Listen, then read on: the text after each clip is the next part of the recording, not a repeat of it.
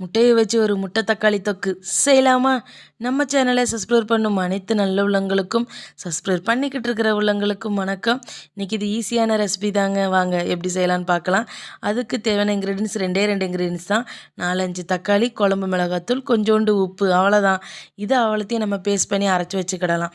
நமக்கு தேவையான இன்க்ரீடியன்ஸு இது மட்டும் தான். இது பேச்சுலருக்கும் நல்லாயிருக்கும், அவசரமாக ஆஃபீஸ் போகிறவங்க, அப்புறம் ஸ்கூலுக்கு லஞ்ச் கட்டிட்டு போகிறவங்க எல்லாத்துக்குமே இது ரொம்ப ஈஸியாக இருக்கும். இதில் ரொம்ப கஷ்டம்னா முட்டை அவிக்கிறது மட்டும்தான். அதுக்கும் இப்போ மிஷின்லாம் வந்துட்டுன்னு சொல்கிறாங்க.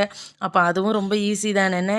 அப்போ நம்ம கடையில் எப்பவும் போல் நம்ம ஊற்றுற தேங்காய் கொஞ்சம் தாராளமாகவே ஊற்றிக்கலாம். 4-5 வெள்ளைப்பூடை நல்லா இடித்து கூடவே பூடு போட்டுக்கலாம். எவ்வளோ பூடு, எனக்கு இந்த பூடு ஸ்மெல்லு பிடிக்கும். நான் ஏற்கனவே போன வீடியோவில் சொல்லியிருந்தேன். உங்களுக்கு பிடிக்கும்னா கமெண்ட் பண்ணுங்கள்.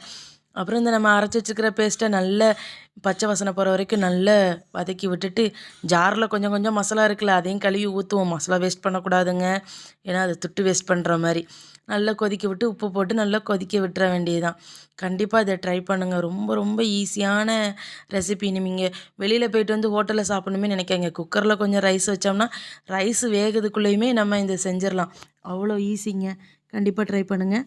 குழம்பு நல்லா கொதித்து வரவும் நம்ம அவிச்சு வச்ச முட்டையை நல்ல மசாலா அதுக்குள்ளே பிடிக்கணும்ல, அதனால் நல்லா கொதிக்கவுமே இந்த முட்டையும் சேர்த்து ஆட் பண்ணிக்கிடலாம். ஆட் பண்ணி நல்லா கொதிக்க விடுங்க. கொதிக்க விடச்சிலே ஒரு ஸ்மெல் வரும், செம்மையாக இருக்குங்க. இதுக்கு தயவுசெய்து தேங்காய்ங்க யாரும் அரைச்சி போட்டுறாதீங்க குழம்பா கட்டியா இல்லைன்னு. இது ஒரு 2-3 பேர் சாப்பிடலாம் நான் செய்கிறது. உங்களுக்கு இன்னும் வேணும்னா நீங்கள் இன்னும் அதிகமாகவே செய்யலாம். தயவுசெய்து தேங்காய் அரைச்சி ஊற்றிடாதீங்க, குழம்பு நமக்கு இன்னும் நிறைய தேவைப்படும்னு. இது ஒரு ஸ்பூன் போட்டு சாப்பிட்டாலே அவ்வளோ சோறு சாப்பிடலாம். அப்புறம் ஒரு முட்டையை நல்லா உடச்சி ஊற்றி கிண்டி விடணும்னா கிண்டி விட்டுக்கோங்க. இல்லை நமக்கு அந்த முட்டை உடச்சி ஊற்றின முட்டை அப்படி மேட்டாப்பில் இருந்தாலும் ஓகே தான். நல்லா வந்திருக்கு, பார்க்கவே அவ்வளோ டெம்ட் ஆகுது. ரொம்ப டேஸ்ட்டாகவும் இருந்துச்சு. நான் சாப்பிட்டு பார்த்து தான் சொல்கிறேன். கண்டிப்பாக ட்ரை பண்ணுங்கள்.